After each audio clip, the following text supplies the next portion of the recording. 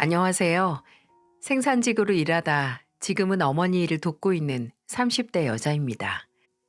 종종 다른 사람의 노력이나 재주를 무시하는 사람들이 있죠. 입버릇처럼, 아, 장사? 식은 죽 먹기지. 그냥 물건 떼다가 팔면 되잖아. 바로 완판시킨다. 음식? 내가 손맛이 죽여주는데 식당 열면 바로 맛집 예약이야. 연예인 시켜만 주면 이미 천만 배우야. 매일 회사에서 하는 게 연기인데 뭐가 어려워? 이렇게 누군가는 열정과 노력을 다하고 시절을 바쳐서 그 자리에 오른 건데 그 정도는 껌이라는 듯 내가 하면 더 잘한다고 생각하는 그런 사람들이요. 사람이 희생 없이는 얻는 게 없는 법인데 남이 몇 년, 몇십 년 동안 해온 희생을 아예 생각도 모르는 어리석은 사람이니 가능한 사고방식인 것 같아요. 뱁새가 주제 모르고 황새 따라가다가 가랑이 찢어지는 것처럼 남의 노력이나 직업 무시하다가 막상 진짜 하게 되면 성공하는 꼴을 못 봤습니다. 제가 이런 종류의 사람을 한심하게 생각하는 이유 중 하나는 저희 부모님께서는 평생 못 하나 거저 얻으신 적이 없으셨거든요. 아버지도 어머니도 정말 밤잠 줄이고 먹는 거 쓰는 거 아껴가면서 저희 남매를 키우셨어요. 아버지께서는 화물 운전사셨는데 하루에 15시간, 16시간은 기본으로 운전을 하면서 전국을 누비셨습니다. 하지만 저나 동생에게는 힘든 모습 한번 내비친 적이 없으셨죠. 야간 운전을 하면 종종 다른 곳에서 주무시고 오기도 해서 다음날 들어오실 때가 많았는데 그때마다 손에는 저나 동생이 좋아하는 포장 음식을 꼭 하나씩 쥐고 귀가를 하셨어요. 제가 좋아하는 야채 곱창볶음과 영양통닭, 날 걸 좋아하는 동생을 위해서 오징어회나 산낙지 등등을 포장해 오셔서 저희를 기쁘게 해주셨어요. 그런 아버지가 떠나셨을 때는 저희 가족 모두 등대에서 나오는 빛을 잃은 사람들처럼 길을 잃고 헤맬 수밖에 없었어요. 제가 고등학생일 때 아버지께서는 야간 운전을 하시는 중 음주운전 자동차와 터널 안에서 충돌을 해서 그만 목숨을 잃고 마셨습니다. 그 후로 남의 노력을 무시하는 사람들과 같이 음주운전을 하는 사람들도 제게는 기피의 대상이 됐죠. 경솔하게 술 먹고 운전대를 잡다가 한순간에 한 가족을 지옥으로 보내는 결과물을 만드는 그 무책임감이 그저 원망스러웠어요. 저도 동생도 한순간에 대장 같고 친구 같은 아버지를 잃었지만 평생 자식들을 함께 키우던 인생의 동반자를 잃은 어머니가 정말 마음고생, 몸고생을 많이 하셨어요. 어머니에게는 시리에 빠지는 것도 사치였고 아버지 없이 자랄 자식들이 행여 무시당하고 다른 집 자식들보다 부족하게 클까봐 모든 걸 희생하셨습니다. 어머니는 주로 식당에서 일하셨는데 그냥 일하시는 수준이 아니었어요. 들어가는 식당의 밑반찬의 수준을 엄청나게 올려놓으셨죠. 어머니는 손맛이 정말 기가 막혔는데 그것 또한 그저 거저 얻은 재능이 아니었어요. 여러 식당들에게서 웃돈을 주고 본인을 고용하도록 솜씨를 갈고 닦으셨어요. 일주일에 딱 하루 쉬셨는데 그날에는 집에서 늘 요리 연구를 하셨고 저희나 이웃들에게 맛 평가를 부탁하셨어요. 그러다가 장작 7년이나 일하게 된 장어구이집에 취직을 하실 수 있었고요. 거기 사장님이 저희 어머니께서 전에 일하시는 식당에서 밥을 한번 드셔보고 거의 스카우트 하다시피 데려가신 거였거든요. 나중에는 그 식당에 어머니가 맡은 밑반찬을 먹으러 오는 손님이 대부분일 정도였고 남들은 타고난 손맛이 대단하다고 할지 모르지만 제가 아는 한 어머니의 손맛은 몇 년에 걸쳐 원석을 보석으로 갈고 닦은 거였어요. 그리고 그렇게밖에 할 수 없는 원동력은 본인이 살아온 세상은 불공평하고 뭐든 거저 얻을 게 하나도 없는데 내 자식들은 나를 통해서 좀 더 쉬운 길로 가서 치열한 인생을 살지 않길 바라는 마음에서였죠. 어머니가 술을 정말 못하시는데 맥주 한 캔만 기분 전환 겸 드시면 늘 이런 소리를 하셨거든요. 선아야, 선우야, 세상을 살다 보면 공평한 척은 하지만 막상 까보면 공평한 게 하나 없어서 서러워지는 순간이 올 거야. 근데 엄마는 내 새끼들이 그런 벽에 막혀서 서러움을 느끼지 않기 위해서 늘 내 새끼들 얼굴 생각하고 일했어. 남들이 부러워하는 엄마 손맛은 다 선아랑 선우 니들이 있기 때문에 여기까지 만들어질 수 있었던 거야. 어머니께서 이렇게 말하시니 저나 동생이 어찌 대충 살 수 있겠어요. 어머니만큼은 아니지만 어머니의 마음과 희생을 아깝게 하지 않기 위해서 바쁘게 살았던 것 같아요. 저는 서울 상위권 대학에 들어가 졸업 후 바로 중소기업 생산직으로 일했고, 동생은 저보다 취업 기간은 길었지만 어머니처럼 열심히 갖고 있는 스펙을 갈고 닦아서 대기업 자동차 계열사에 취직을 할 수 있었죠. 어머니는 이제 제 몫을 해낼 수 있게 됐으니 얼른 독립하라고 하셨지만 저나 동생이나 어머니 말씀을 듣지는 않았어요. 그냥 저희가 떠나면 어머니 혼자 또 치열한 인생을 사셔야 하잖아요. 제가 독립을 하게 된 건 30이 되던 해에 결혼을 하면서였습니다. 남편은 지인의 소개로 만나게 됐는데요. 지인은 가까운 데 사는 솔로들끼리 만나보라고 저희 둘을 만나게 했어요. 그 당시 저는 경기도 북부 쪽에 살고 있었는데 남편도 그 근처에 살고 있더라고요. 중소기업 한 곳에서 오래 일한 남편은 성실하고 무던한 사람이었어요. 사람 성격이 모나지 않고 여유가 있어서 같이 있는 나까지 좀 안정되는 그런 사람 있잖아요. 그리고 저도 남편도 집안의 맞이였는데 평생 동생만 있던 제게 의지할 수 있는 오빠 같은 사람이었죠. 저희는 1년 반 연애 끝에 결혼을 했고 양가의 무한한 응원과 축복을 받으며 부부가 됐습니다.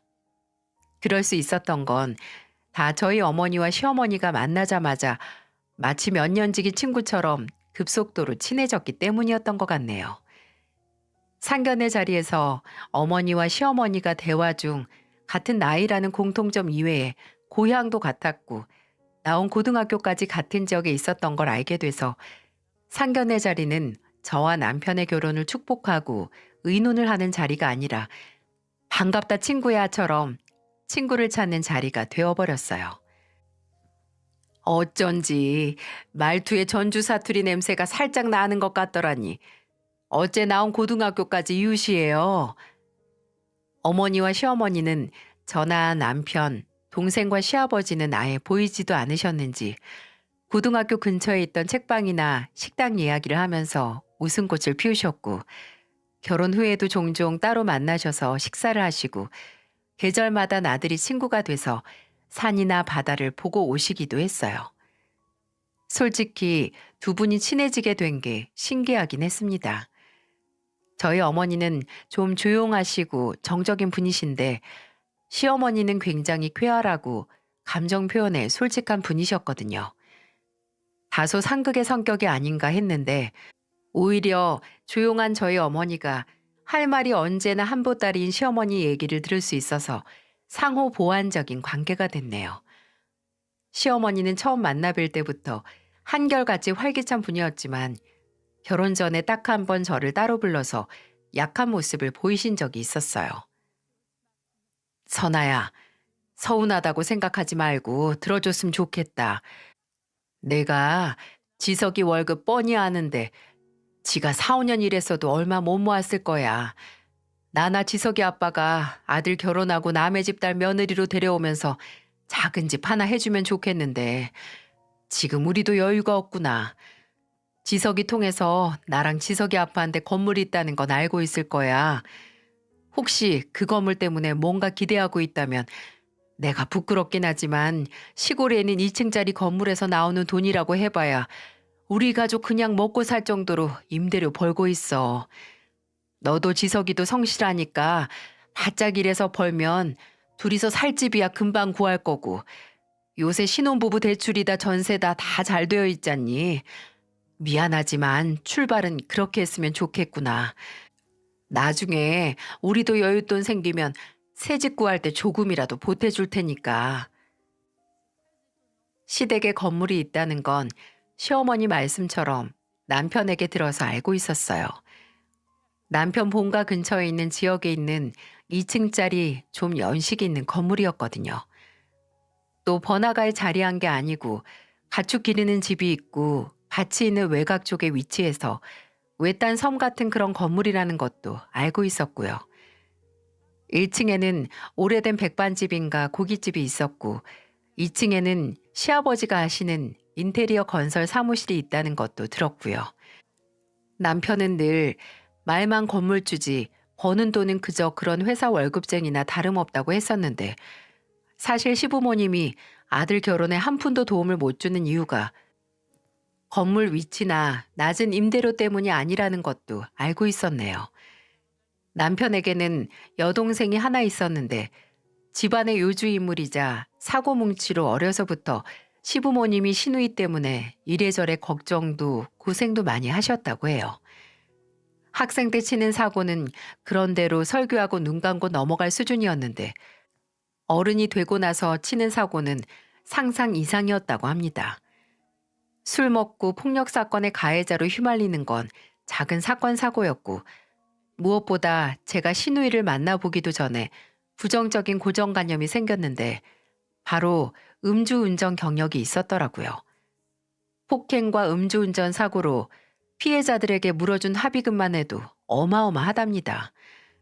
심지어 대학 안 들어가고 뭐 장사한다, 가게 연다고 시부모님께 돈도 가져갔는데 지금까지 했던 일 다 말아먹기도 해서 남편은 시누이를 돈 까먹는 애라고 불렀어요.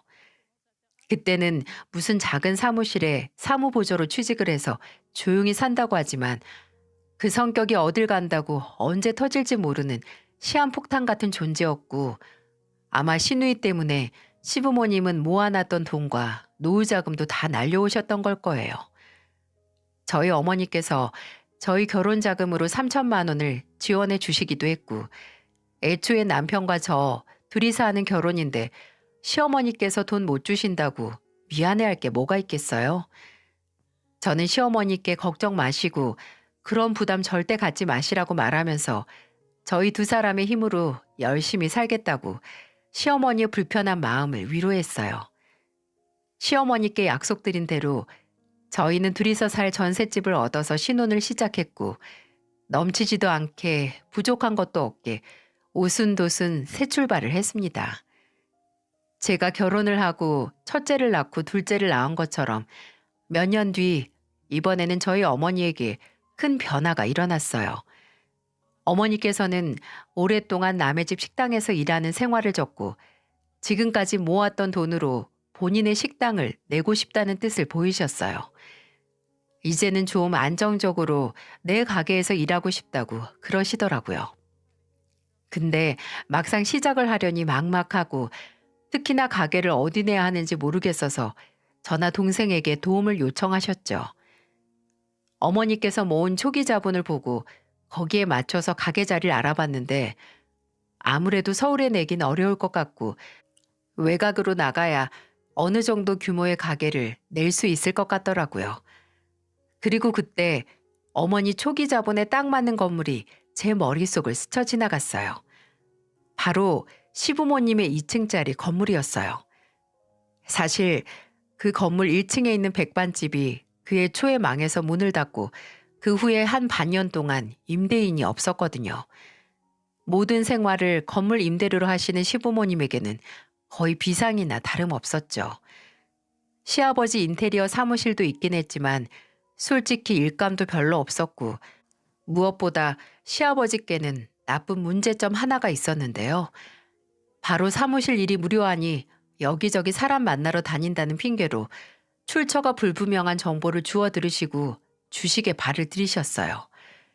물론 재주가 있어서 돈을 불린다면 좋았겠지만 거의 시누이가 까먹은 돈만큼의 금액을 주식으로 날리셔서 시어머니나 남편이 골머리를 썩이고 있었어요.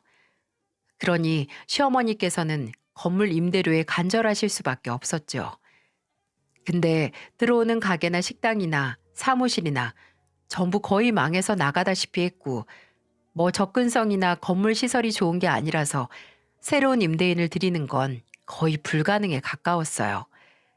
근데 저희 어머니가 적은 초기 자본으로 식당을 내신다니 바로 그 건물이 생각이 났죠. 어머니는 처음에 제 의견을 듣고 좀 반신반의 하셨어요. 근데 너무 외곽에 있는 거 아니니? 주변에 다니는 버스나 가까운 역도 없잖아. 나도 네 시어머니가 요새 건물 문제로 힘들어하는 건 아는데 그래도 지금껏 있었던 식당을 줄줄이 망해서 나갔다는 얘기도 엄마는 좀 신경 쓰인다. 엄마, 걱정 마세요. 음식 맛만 있어서 입소문만 타면 달나라라도 가서 줄 서는 게 요즘 사람들이니까요. 지금 건물 옆에 주차장이 없긴 한데 그 공터 주차장으로 만들기만 하면 사람들이 자차 타거나 택시 타서라도 올걸요? 엄마는 엄마 손맛도 몰라요. 그리고 오로지 엄마 손맛으로 승부 보라는 게 아니라 나랑 선우도 엄마 식당 입소문 제대로 나게 도와드릴게요. 어머니는 저와 동생의 설득에 넘어가셨고 시어머니께 어머니께서 건물 1층을 통으로 빌려서 식당을 하고 싶다고 말했습니다. 시어머니는 거의 10년 감수한 사람처럼 감격까지 하셨죠. 사실 몇 달 내로 임대인 안 들어오면 건물 내놓으려고까지 했어. 근데 우리 사부인이 들어와서 식당 연다니까 내가 내내 불안했던 마음이 싹 사라지네. 선아야, 내가 너무 고마우니까 원래 임대료까지도 안 받고 더 내려줄게. 우리 사부인이 새 출발한다는데 이렇게라도 도와야지. 서로의 성격처럼 상호 보완이 되는 계약이었어요. 2년 뒤에 재계약하기로 했고 시어머니는 말씀처럼 정말 임대료를 깎아주시기도 했고요. 시아버지께서는 사돈의 식당을 도우시겠다고 직접 건물역 공터에 주차장 공사까지 들어가셔서 손님들이 차를 가지고 식당에 올 수 있게 해주셨죠. 그리고 저희 어머니는 온 가족의 응원과 도움을 받으시며 평생 꿈에 그리던 식당을 열 수 있으셨어요. 그간의 경험을 끌어올려서 풍천 장어집을 오픈하셨죠. 기본 밑반찬만 10가지도 넘게 만드셨어요. 저도 동생도 발벗고 어머니를 도와드렸죠. 주변에 어머니 식당 오픈일을 수천 번 홍보하고 마케팅 업체까지 껴서 인터넷 블로그나 SNS에 홍보도 아낌없이 했어요. 어떻게든 이제야 날개를 단 어머니의 꿈이 좌절하지 않게 저희도 어머니도 만반의 준비를 하게 된 거죠. 그리고 그 노력은 꽃을 피웠습니다. 거짓말 같겠지만 정말 우리나라 사람들은 먹는 것에 진심인 것 같아요. 차로만 들어올 수 있는 곳에 어떻게든 와서 저희 어머니의 음식을 먹기 위해 줄까지 섰으니까 말이죠. 어머니 식당은 오픈하고 한 석 달 정도 지나자마자 본격적으로 장사의 추진력을 받기 시작했는데 처음에는 온통 저나 동생, 남편의 지인들이 손님들이었어요. 그리고 왔다 간 사람들이 소문을 내줬고 인터넷 홍보도 몇 달간 꾸준히 넣었으니까 솔직히 입소문이 안 날 수가 없긴 했죠. 심지어 저희 어머니의 손맛이 장난이 아니라 가능했던 일이기도 했고요. 나중에는 아예 어머니 밑반찬만 포장해서 살 수 없냐고 장어 양념을 따로 팔지 않냐고 묻는 손님들이 늘기도 했습니다. 반년이 넘게 지났을 때 어머니 식당은 식당을 소개하는 유튜버들이 오는 성지가 돼서 주말이면 식당으로 들어갈 수 있는 대기번호가 6, 70번은 기본으로 훌쩍 넘어가기도 했어요. 저도 동생도 당사자인 어머니도 성공의 기쁨에 하루하루 살아갈 원동력을 얻으셨지만 시부모님도 굉장히 기뻐하셨어요. 식당 앞에 줄 선 사람들을 본 시아버지는 이 건물을 사고 이렇게 사람이 많이 찾아온 건 처음이라고 놀라워하셨고 시어머니는 드디어 본인 소유의 건물에서 대박집이 나왔다고 정말 좋아하셨어요. 그 기운을 이제 시어머니나 시아버지가 받을 것 같으시다고요. 또 장사에 불이 붙게 되니 어머니는 시어머니께서 임대료를 깎아주시기 전에 기존에 생각하셨던 임대료를 올려서 지불하시기 시작했죠. 어머니는 평생 바쁘게 살아온 분이었지만 식당을 오픈하시고 여태껏 가장 바쁘신 것처럼 보였어요. 근데 그렇게 바쁘게 일하시면서도 뭔가 생기가 돌기도 하셨네요. 드디어 평생 오로지 자신이 이뤄놓은 결과물의 가치를 알게 되신 것 같아서 저도 그런 어머니를 보고 기쁘고 벅차오르기까지 했네요. 근데 확실히 어머니가 하루도 식당을 비우지 않으시고 일하시긴 했습니다. 성공이 눈앞에 있는데 한눈 팔면 이 기회를 잃으실까 걱정하시는 것 같았죠. 그렇게 브레이크 없는 불도저 같은 어머니를 멈춰준 건 바로 시어머니였어요. 그맘때쯤에는 어머니와 시어머니 사이가 더 가까워져서 서로 말을 놓게 됐는데 시어머니는 하루 장사를 마치고 지친 저희 어머니께 이렇게 말씀하셨어요. 장사가 잘 되고 통장에 돈이 쌓여도 그 돈으로 인생을 못 즐기면 무슨 소용이야. 바쁠수록 쉬어가라고 사돈. 우리 꽃 볼 날 많이 안 남았어. 지금 잘 나갈 때 좋은 거 보고 좋은 거 먹으면서 이제껏 속 썩으면서 살아온 날 보상받아야지. 다음 달에 나랑 제주도를 가든 어딜 가든 해서 코에 바람 좀 넣읍시다. 어? 어머니도 시어머니 말씀에 느끼신 게 있었나 봐요. 그 후로는 종종 주말에 저나 동생에게 식당을 맡기시고 시어머니와 함께 여러 곳에 가서 새로운 추억을 만드셨어요. 제주도를 포함해서 전국 8도를 누비셨고 동남아 여행을 가셔서 생애 첫 해외여행도 가실 수 있었습니다. 원래 두 분이 자매처럼 각별한 사이인 건 알고 있었지만 솔직히 이 정도로 저희 어머니가 시어머니께 남다른 애정을 갖고 계신지는 몰랐어요. 함께 가는 여행 경비도 저희 어머니께서 모두 부담하셨을 뿐만 아니라 시어머니가 거의 낭떠러지에 내몰렸을 때 도움을 줬던 것도 바로 저희 어머니였습니다. 저희 어머니 식당이 오픈하고 1년이 넘어갈 무렵 시누이가 결혼을 한다는 소식이 들려오더라고요. 상대는 시누이가 일하던 세무사 사무실의 세무사였고 시어머니는 평생 아나무인 철부지로 살아온 애가 드디어 결혼해서 지가정 꾸린다니 이게 꿈이야 생시야 하셨죠. 근데 그렇게 시누이 결혼 소식 이후 얼굴에 웃음꽃만 있던 시어머니가 며칠 새 표정에 근심이 가득하기 시작했어요. 시부모님 댁이 어머니 식당이 있는 건물에서 멀지 않아서 어머니 식당에 들리는 날에는 자연스럽게 시댁에도 들려서 시부모님 얼굴을 뵙고 왔거든요. 근데 하루는 원래 알고 있던 비밀번호를 치고 시댁에 들어갔는데 집 안방 쪽에서 시어머니의 고함 소리가 들리기 시작했어요. 너 나한테 돈 맡겨놨어? 엄마나 아빠 사정 뻔히 알면서 어떻게 바로 그 큰 돈을 내놓으라고 해. 너도 직장 생활 했잖아. 한두 해 한 것도 아닌데 어쩜 모아둔 돈이 하나도 없고 나한테 내놓으라고 빚쟁이 마냥 독촉이야. 시어머니는 누군가와 통화를 하고 계셨는데 네, 더 이상의 대화가 없어도 무슨 일인 줄 아시겠죠? 시누이가 시어머니께 결혼 자금을 요구한 거예요.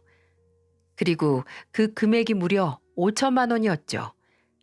제가 왜 이 금액을 아냐면 다른 날 시댁에 갔을 때 식탁 위에 놓인 걸 봤거든요.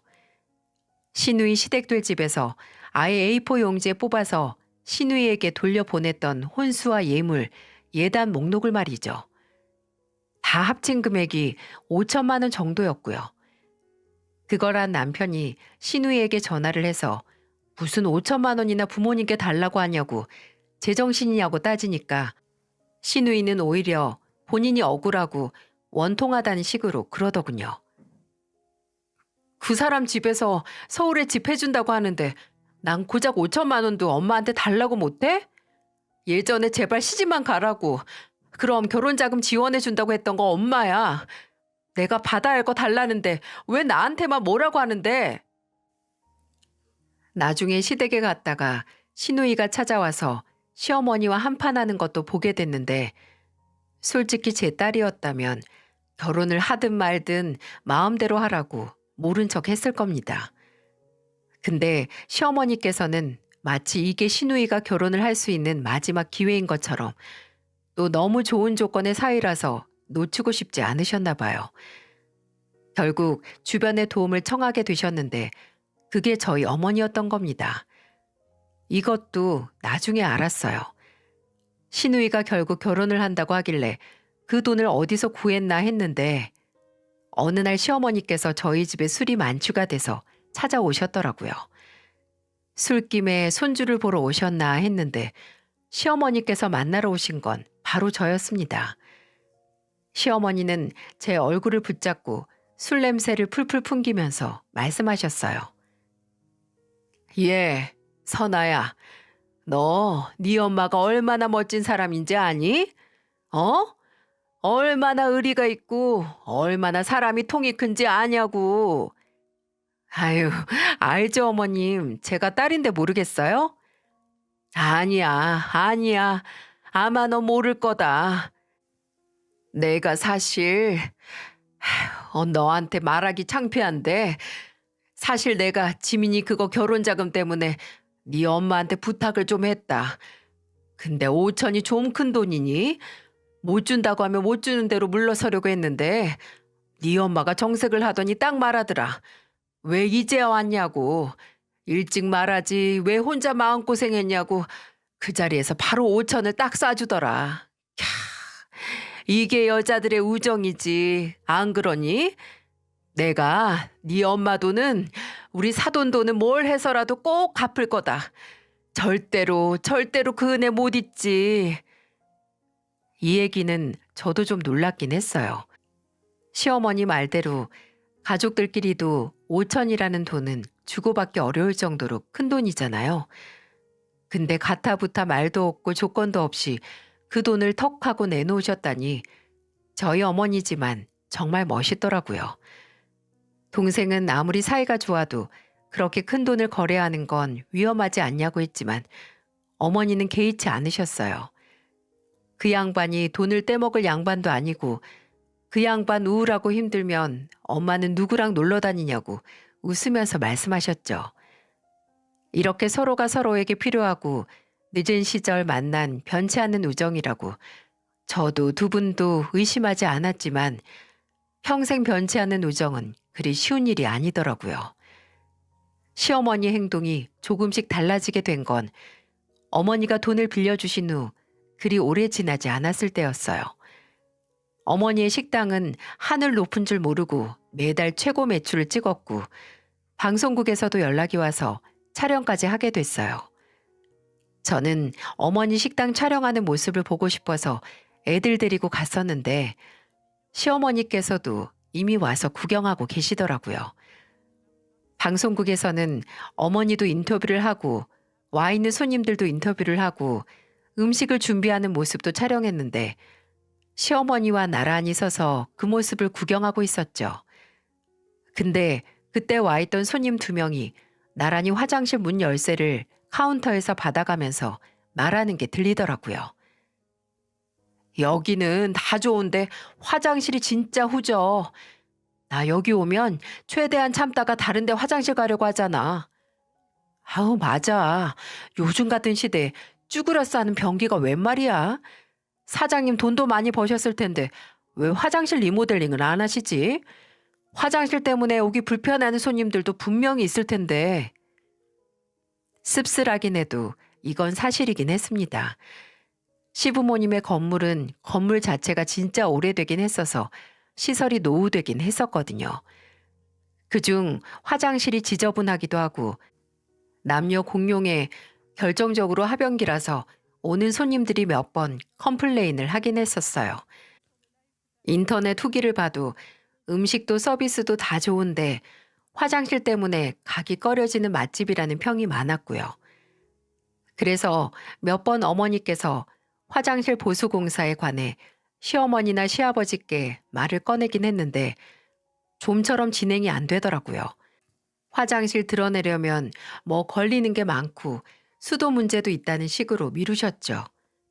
역시 오늘도 저런 불만사항이 있구나 했는데 시어머니도 그 손님들의 말을 들었는지 갑자기 혀를 차시며 이렇게 중얼거리셨어요. 참네. 무슨 화장실이 문제야. 괜히 음식만 바뀐 것 같으니까 화장실 탓하고 있네. 당황스럽더라고요. 누가 음식 맛이 바뀌었다고 화장실 탓을 해요? 근데 시어머니께서도 돈이 안 되는 낡은 건물이긴 하지만 그래도 나름의 애정이 있으실 테니 건물 시설 탓하는 말이 언짢을 수도 있다고 생각하고 넘겼어요. 근데 정말 의아하고 좀 어처구니가 없던 일은 따로 있었습니다. 하루는 친구가 저번 주말에 저희 어머니 식당에 왔다 갔다고 전화가 왔어요. 너무 맛있었다고 같이 간 친구들이 팬 됐다고 칭찬을 하더라고요. 근데 그렇게 말하면서 이런 말을 덧붙이더군요. 근데 선아야, 나 너희 시어머니도 봤어. 아, 그래? 너는 내 결혼식에 왔었으니까 우리 어머님 얼굴 기억하나 보다. 거기 2층에 아버님 사무실도 있고 시댁도 거기서 멀지 않아서 종종 오셔. 그래서 내가 선아 친구라고 인사를 해야 하나 말아야 하나 하고 있는데 좀 이상하시더라고. 약간 줄 서 있는 손님들한테 본인이 식당 사장인 척 하던데 이게 또 무슨 말인가요? 뭔 말인가 싶어서 친구에게 어떤 식으로 사장인 척 했느냐고 물으니까 친구가 이렇게 말하더군요. 줄 서 있는 손님들한테 가서 조금만 기다리라고 앞에 몇 명 남았다는 식으로 말을 붙이고 아예 본인 입으로 나 여기 사장이라고 말을 했다는 게 아니겠어요? 친구는 저희 어머니의 얼굴도 시어머니 얼굴도 아니까 당황했고요. 또 그 말을 듣는 저도 당황을 했습니다. 설마 본인 입으로 그런 말을 했겠어? 라고 말이 와전됐겠거니 했습니다. 근데 나중에 한 유튜브 채널을 보고 기함을 했습니다. 한 먹방 유튜버가 저희 어머니 식당에 왔다 갔는데 식당 앞에서 사장님과 인터뷰하는 장면을 영상에 넣었거든요. 근데 그 사장님이 저희 어머니가 아니라 시어머니더라고요. 정말 시어머니는 마치 식당이 본인 거고 성공의 비결이 본인의 손맛인 것처럼 말을 줄줄줄 유창하게 하는 게 아니겠어요? 심지어 어머니가 시어머니께 종종 반찬 재료나 만드는 법을 알려주는데 그걸 방송에서 말까지 한 겁니다. 와, 이게 무슨 짓이지 싶더라고요. 저희가 너무 궁금하고 굳이 왜 그런 짓을 했나 싶어서 나중에 제가 시어머니를 만나서 물어볼 수밖에 없었죠. 어머님, 제가 저번 주에 올라온 유튜버 영상을 하나 봤는데 그거 보면 어머님이 저희 어머니 식당 주인인 줄 알겠어요. 혹시 저희 어머니께서 바쁘니까 대신 인터뷰했다고 부탁하셨어요? 그래도 반찬 비법까지 말할 필요는 없었을 텐데. 아, 그거 내가 우리 사돈 식당 홍보할 겸 말 조금 했어. 근데 말하다 보니까 어째 음식 비법까지 다 말해버렸네. 이제는 와도 안 해야겠다고 본인은 방송 체질이 아니라고 웃으면서 말씀하시긴 했는데 뭔가 어색하고 제가 말을 꺼내자마자 걸렸다라는 식으로 안색이 안 좋아지는 것 같았습니다. 제 착각이었을까요? 남편에게 이 일을 말했더니 우리 엄마가 좋은 의도로 하셨겠지. 설마 장모님 식당이 탐이 나서 그랬겠냐? 그 건물주가 우리 엄마인데 뭐가 욕심이 나겠냐고 시어머니를 두둔하긴 했는데 좋은 의도는 개뿔. 시어머니는 정말 저희 어머니의 식당을 탐내고 있던 게 맞았습니다. 건물 임대 재계약할 날짜를 2달이 조금 넘게 앞두고 어머니께서 저와 제 동생을 집으로 부르셨어요. 저와 동생은 영문을 모르고 본가에 갔다가 세상 침통하다 못해 나라를 잃은 것 같은 안색의 어머니를 마주하게 됐어요. 어머니는 저희를 보자마자 마치 억눌렸던 분통을 터뜨리시는 것처럼 말하셨어요. 예, 네 시어머니가 신경의 그 양반이 재계약을 못 해준다고 만약 재계약할 거면 재계약한 날짜부터 월세 300%더 쳐서 달라고 하더라. 그게 말이 되니? 월세 300%. 만약 월세가 100만 원이면 재계약하고 나서 300만 원을 월세로 내야 하는 거죠. 이게 말이 되나요? 어떤 악덕 건물주가 당장 월세를 3배나 높여서 부르나요? 심지어 남도 아니고 가족이고 둘도 없는 자매 같은 친구 사이에 말입니다. 저랑 동생이 터무니없는 말에 자초지종을 물어보니 어머니는 눈을 질끈 감았다 뜨시고 그날 낮에 있었던 일을 말씀해 주셨어요. 점심 장사가 끝나고 한숨 돌릴 시간에 시어머니께서 식당으로 찾아오셨다고 해요. 어머니는 시어머니를 보고 반가워서 점심은 먹었냐, 뭐 비빔밥이라도 해서 같이 먹을래? 라고 물어봤는데 시어머니는 평소랑 다르게 좀 냉랭한 얼굴로 밥은 먹고 왔고 사돈 잠깐 앉으라고 하면서 어머니께 이야기를 꺼냈다고 해요. 사돈, 다름이 아니라 우리 재계약 문제 말인데 이제 2달 정도밖에 안 남았잖아. 난 솔직히 이제 비워줬으면 하거든. 뭐? 식당을 비워달라고? 이렇게 갑자기? 나도 고심해서 생각하다가 이렇게 시간이 가버릴 줄 몰랐어. 그래도 우리 사돈 식당 잘 나가니까 다른 데 가서도 잘 되겠지. 안 그래? 아니, 누가 들어온다고 그래. 웃돈 주고 들어갈 테니까 비워달라고 했어? 아유, 설마 하니 내가 남이 건물 쓴다고 사돈한테 방 빼라고 할까? 그게 아니고 이제 내가 여기서 뭐 좀 해보게. 계속 식당이 있었으니까 식당이 좋겠는데 보고 배운 게 도둑질이라고 나도 장어구이 집 하면 좋지 않을까 싶은데. 어머니는 뭔가 꿈을 꾸는 듯 몽롱한 기분이었다고 하셨어요. 정말 사돈이 저희 시어머니가 하는 말이 맞는지 분간이 안 가셨다고요. 순간 배신감이 휘몰아친 어머니께서는 어떻게 갑자기 이렇게 통보를 할 수 있고 내가 하던 장사를 하겠다고 할 수가 있냐고 따지셨고 시어머니는 성가시다는 듯 이렇게 말하셨다고 합니다. 아유, 억울하면 내가 말하는 조건 맞춰서 임대를 올리던가. 장사가 이렇게 잘 되는데 솔직히 찔끔찔끔 지금까지 임대를 올리는 건 사돈이 생각해도 너무 짜지 않아? 딱 내가 300% 3배까지만 받을게. 나도 여기서 장사하면 그건 너끈히 버는데 사돈 처지 생각해서 사돈하고 같이 지내온 시간 생각해서 딱 3배로 참는 거야. 위에 주는 척 가증 떨지 마. 장사 잘 되는 거? 이 건물 같이 올린 게 누구 공이라고 생각하는데 그거 다 내 공이고 내 음식 솜씨랑 내 자식들이 엄마 식당 홍보해준 덕분이야. 근데 그걸 홀랑 가져가서 꿀꺽하겠다고? 아이고, 악마가 울고 가겠다. 사돈나는 꼬라지 보고 아주 악마가 울고 가겠어. 꼬우면 생선 팔아서 번 돈으로 건물주 되던가. 어쨌든 난 말했어. 나도 계획이 있으니까 빠른 시일 내에 나갈지 아니면 월세 3배 올려서 낼지 결정해 줬으면 좋겠네.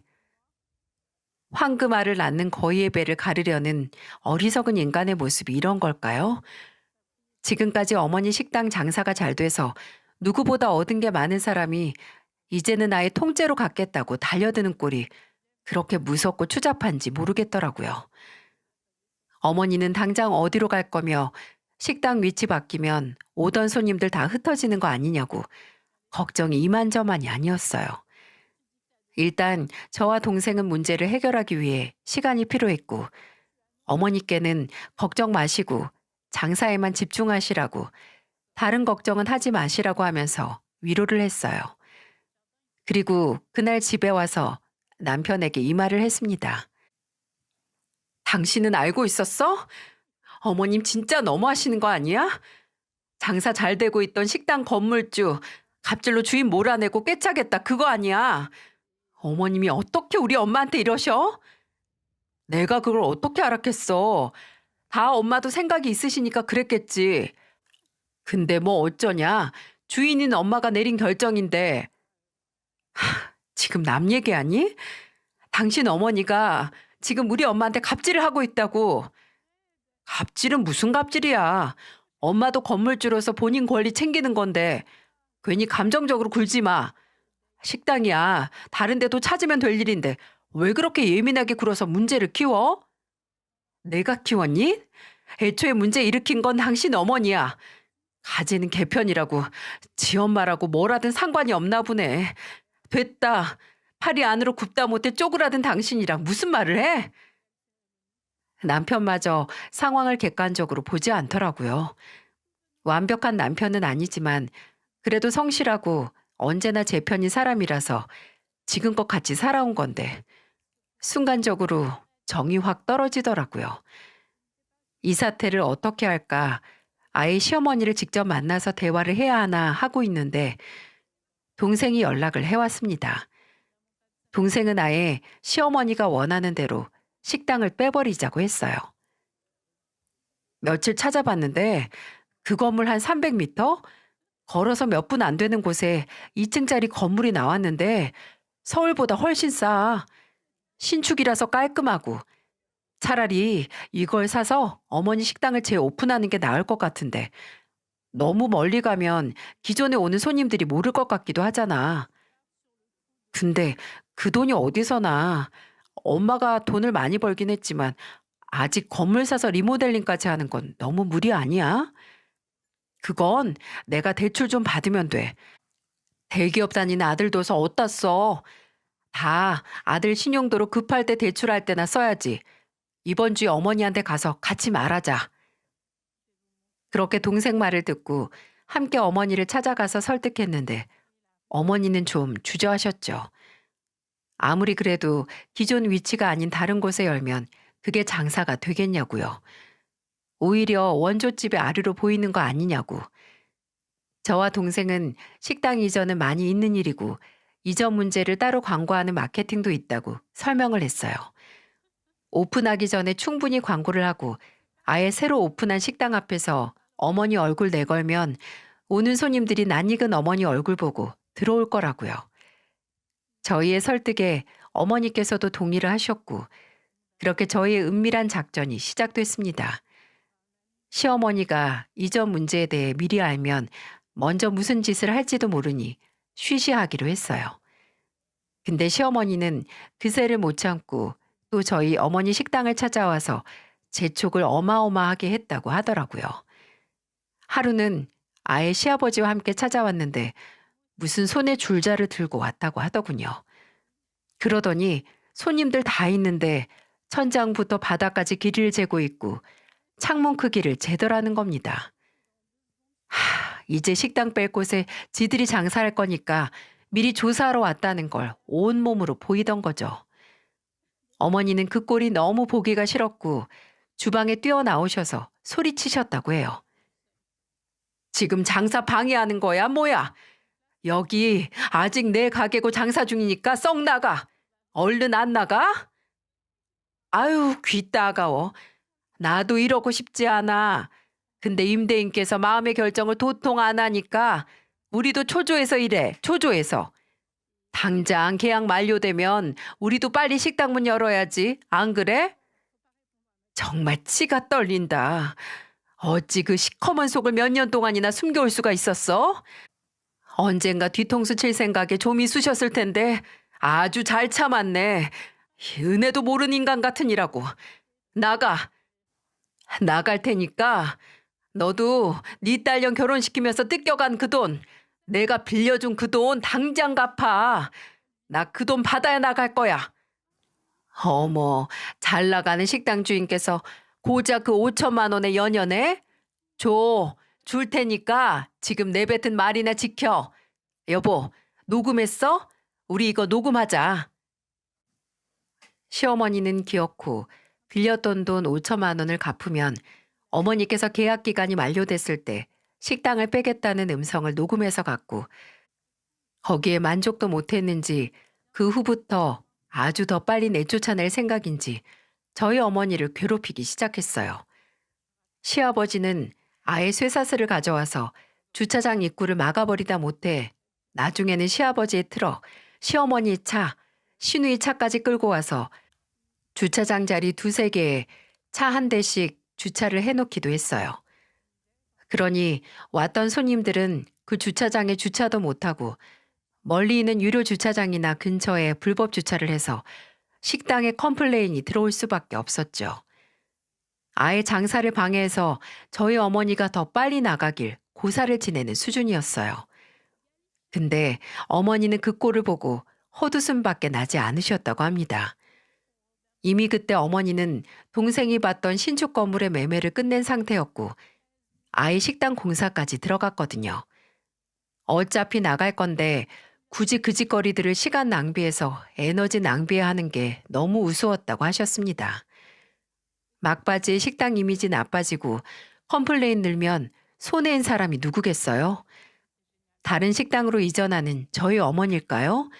거기서 장사 시작하는 시어머니겠어요? 한쪽만 일방적으로 걸어오는 시비와 신경전은 계속됐고 드디어 계약 만료된 날까지 다가왔어요. 저는 그날 식당 문을 닫고 어머니와 막바지 정리를 하고 있었습니다. 근데 그때 시어머니가 휴대폰을 들고 유유히 식당 안으로 들어오더라고요. 정든고 떠나려니 마음 꽤나 쓰이겠어. 그렇다고 너무 서운하게 생각 안 했으면 좋겠어. 선아 너도 황금알 낳는 식당이 빤히 내 손 안에 있는데 그거 남이 돈 벌어먹는 거 보고만 있는 것도 요즘 같은 시대에 바보 같잖아. 남? 그래, 넌 나를 남이라고 생각했구나. 나는 너를 친구라고 가족이라고 생각했는데 이제껏 나한테 온갖 도움이란 도움은 다 받고 돈 잘 벌 때 옆에 붙어서 그 이득은 다 봐놓고 이제 와서 남이라고? 인생 그렇게 살지 말어. 너 못된 심보 살면서 그대로 돌려받을 거니까. 아유, 알겠어. 내가 빌렸던 돈 5천 오늘 보낼 테니까 그만 좀 울고 먹어. 여기가 장어집이지 무슨 사골 파는 데야? 그리고 그렇게 억울하면 이제 뭐 가족이나 친구 다 그만두고 딱 사돈지간 그 이상 그 이하도 아니게 지냅시다. 이제부터 말도 까지 말고 아시겠어요? 온갖 비열한 짓은 다 해놓고 그 이하가 아니게 지내자고? 너는 이제 나한테서 남보다도 못한 존재야 이거사. 그리고 5천만 원 고맙다. 그 돈으로 새로 열 식당 주차장이나 넓혀야겠다. 아, 너도 오다 가다 봤을 건데? 아직 간판은 안 달긴 했지만 저기 주유소에서 가까운 데 있는 2층짜리 신축 건물 알지? 이 낡은 건물하고는 다르게 깔끔하고 화장실도 멀구만. 네가 꼬우면 건물 사라고 했지? 그래서 샀다. 거기서 새로 식당 열어서 다시 장사 시작할 테니까 우리 이웃끼리 잘해봅시다. 시어머니는 그 말을 듣고 놀란 것 같다가도 잘해보라고 비웃더니 그대로 나가더군요. 그렇게 저희는 2년 동안 온갖 일이 다 있었던 건물을 떠나 멀지 않은 곳에 다시 재오픈을 해서 장사를 시작했어요. 당연히 계획대로 간판도 기존 간판과 다르지 않게 했고 식당 앞에는 크게 저희 어머니 얼굴을 넣은 배너까지 만들어서 세워놨어요. 이번에는 새로 SNS 주소까지 파서 식당 이전을 하게 됐다고 홍보를 했고 주소지도 진작 동생이 바꿔놨죠. 초기에는 당연히 이전보다 좀 줄었고 식당으로 전화도 많이 왔었어요. 원조 풍천장어집 맞냐고, 사장님 성함이 정경순 씨 맞냐고요. 일일이 다 설명을 해야 하는 게 번거롭긴 했지만 과거의 영광과 손님들을 찾아오는 과정이라고 생각하고 버텼습니다. 저도 어머니도요.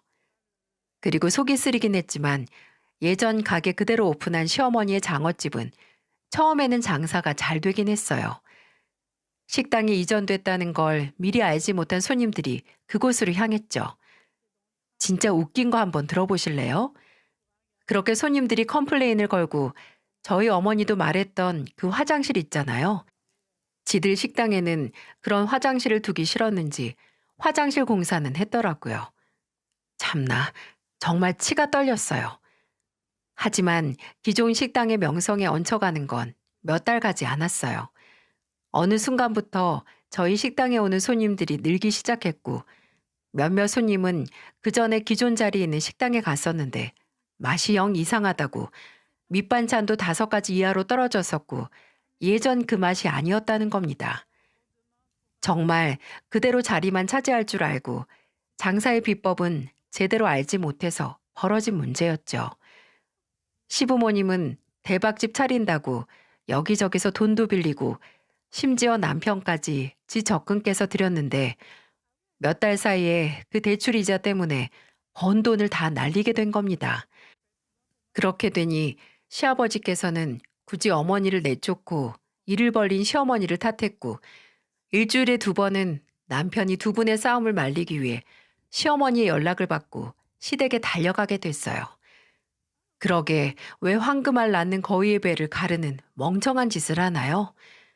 한순간에 파리만 날리는 식당만 떠안게 된 시어머니는 본인 잘못을 좀 알 법도 싶었는데 그 사람의 낯짝의 두께는 어마무시하게 두껍더군요. 하루는 남편이 저녁을 다 먹고 나서 제게 말을 꺼냈습니다. 여보, 혹시 장모님께 말씀드려서 나 1억만 만들어 주실 수 있어? 1억? 지금 내가 잘 들은 게 맞아?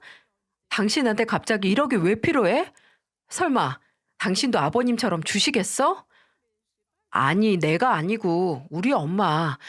요새 장사가 좀 생각보다 더 안 되나 봐.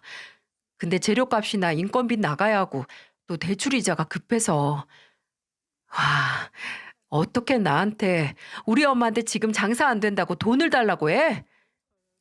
뭐 나도 좋아서 이런 말 하는 줄 알아?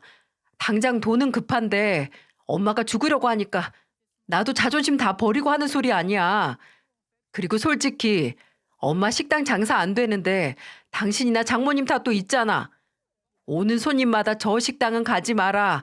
장사 잘 되니 건물주 갑질해서 자리 빼앗아서 하는 식당이라고 했다며. 내가 틀린 말 했어? 소비자들 알 권리 챙긴 건데 그게 뭐가 잘못됐는데? 그리고 당신 어머니가 우리 엄마 내쫓고 주제 모르고 장사한다고 일 벌렸다가 그 뒷감당 못하는 걸 왜 나나 우리 엄마한테 해결해 달라고 해.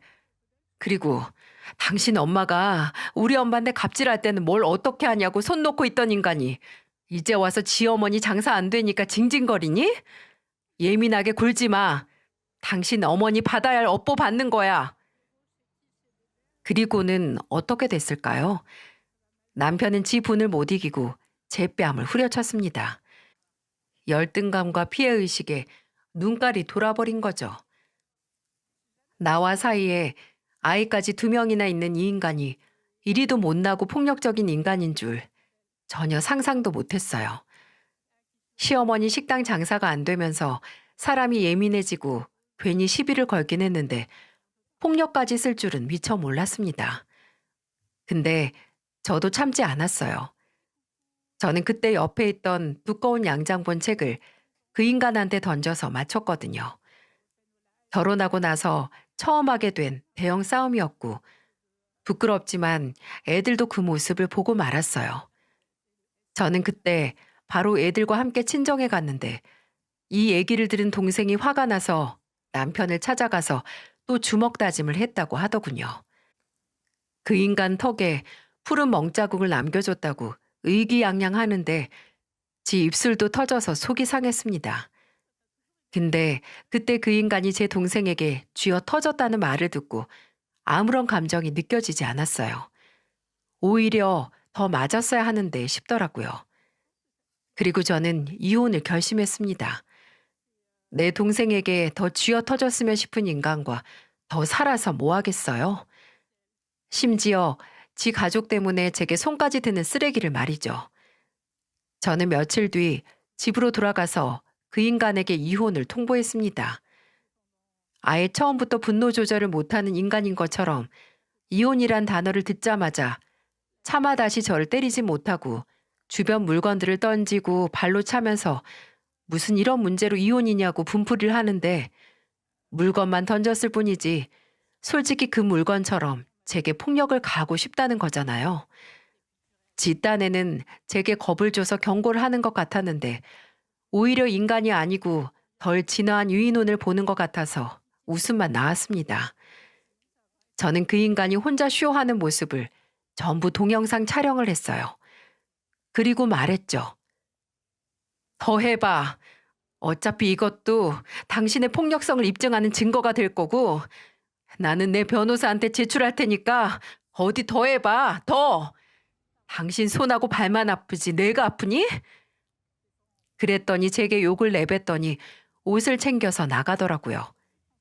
어찌 이리 멘탈이 약하고 감정적일까요? 저는 이혼 소송을 시작했고 남편은 절대 이런 일로 이혼은 안 된다고, 도리어 제가 예민하고 감정적인 거라고 하더군요. 손찌검하고 물건 때려 부순 인간이 할 소리는 아닌데 말이죠. 몇 달에 걸쳐서 소송을 계속했고 저는 친정에서 어머니와 아이들과 지냈어요. 그동안 식당 일도 도왔는데 진짜 웃긴 게 한창 식당 안이 만석이고 손님 대기줄이 30번대까지 늘어져 있을 때 식당 밖에서 낯익은 얼굴 하나가 왔다 갔다 하는 겁니다. 시어머니였어요. 아니, 본인 식당은 안 보고 저희 식당에 찾아와서 괜히 손님 얼마나 있나 구경하고 간 겁니다. 정말 처량하지 않나요? 그리고 남편, 아니 전 남편과 저의 이혼 소송이 끝나고 저는 단독 양육권과 재산 분할을 받을 수 있었는데 그 시기에 끝내 시어머니였던 그 사람도 저희 어머니 자리를 꿰차서 연 식당 문을 닫았더라고요. 그뿐만 아니라 나중에 동생이 그 근처 건물 시세를 알아보고 있었는데 시댁 주소로 집이 나와 있는 겁니다. 식당까지 거의 1년 동안의 적자로 닫고 남의 것 뺏어서 시작한 장사가 잘 되겠지 하는 마음에 땡길 대로 땡긴 대출 이자를 감당 못하게 되니 살던 집도 내놓은 겁니다. 그러게 왜 남이 평생에 걸쳐서 쌓아온 노력의 결실을 우습게 보나요? 희생 하나, 노력 하나 없이 남이 갖고 있던 후각만을 탐내다 결국 파국을 맞이한 겁니다.